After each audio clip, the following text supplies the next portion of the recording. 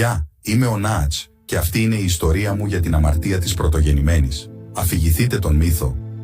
Την κρύα μέρα του χειμώνα, ένας φροντιστής γεράκων περπατούσε στο δάσος. Αλλά εκείνο το πρωί ένιωθε μια μεγάλη βαρύτητα στην καρδιά του και μπορούσε να νιώσει την ψυχή, στα χείλη του σκασμένα από το χιόνι. Σταμάτησε για ένα στιγμιότυπο, έκλεισε τα μάτια του και έπεσε γονατιστός στο έδαφος. Εκεί είχε μια φοβερή όραση, με σκοτάδι, πόλεμο και πόνο. Ταλαιπωρημένος και οργισμένος, κοίταξε στον ουρανό και με όλες του τις δυνάμεις, φώναξε «Γιατί τόσο πόνος, γιατί?» Στη στιγμή εκείνη, ο ουρανός σκοτίνιασε, μεγάλες πέτρες σπάστηκαν και μετά από ένα μεγάλο βροντερό θόρυβο, ένα κεραυνός έπεσε από τον ουρανό, γκρεμίζοντας ένα δέντρο που ήταν δίπλα του. Ανάμεσα στον καπνό και το σκοτάδι, εμφανίστηκε ένα χρυσό φίδι όπως ο ήλιος. Στάθηκε μπροστά του και τον κοίταξε ακούραστα στα μάτια, του μίλησε. «Ψάξε μέσα σε αυτό το παλιό καμένο κορμό δέντρου και θα βρεις την απάντηση». Στη συνέχεια, εξαφανίστηκε ανάμεσα στα θάμνους.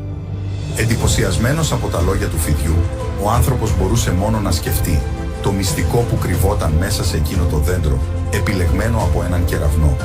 Βιαστικά άρχισε να χαράζει εκείνο το πεσμένο δέντρο, λέγοντας στον εαυτό του «Η αλήθεια θα αναδυθεί». Και έτσι, αργά-αργά, το ξύλο άρχισε να σχηματίζει μια γυναικεία μορφή, με το χέρι να υψώνεται σαν φίδι. Δεν μπορούσε να το πιστέψει. Εύα και το φίδι του κήπου της Εδέμ. Η πρωτογεννημένη αμαρτία ήταν η απάντηση. Γυναίκα και πειρασμός ενωμένοι για πάντα σε μια θεϊκή ομορφιά. Ο φροντιστής γεράκων θαύμαζε κάθε μέρα τη θεία ομορφιά της γλυπτικής του. Αλλά γιατί θα του χρησίμευε? Μετά από λίγες μέρες, η οργή του ουρανού ξεσήκωσε μια τόσο έντονη χιονοόλη, οι κάτοικοι του χωριού εγκλωβίστηκαν στα σπίτια τους. Λόγω έλλειψης ξύλου, θυσίασαν στη φωτιά ό,τι μπορούσε να δώσει θερμότητα. Οι μέρες πέρασαν, δεν είχαν πλέον τίποτα στο σπίτι για να καίνε. Και κοιτώντας το πολύτιμο έργο τέχνης του, είπε «Στην πραγματικότητα είναι ξύλο, θα κρατήσει την οικογένειά μου ζεστή για μία ακόμα νύχτα». Δεν ήταν εύκολο για αυτόν να παραδώσει το θεϊκό του δώρο στις φλόγες. Ωστόσο, το έκανε έτσι και κάθισε με μεγάλη θλίψη να παρακολουθήσει το γλυπτό του να καίγεται στη φωτιά και να εξαφανίζεται μπροστά στα μάτια του. Διαπίστωσε στη συνέχεια ο άνθρωπος ότι η ξυλόγλυπτη του φιγούρα δεν καταστρεφόταν.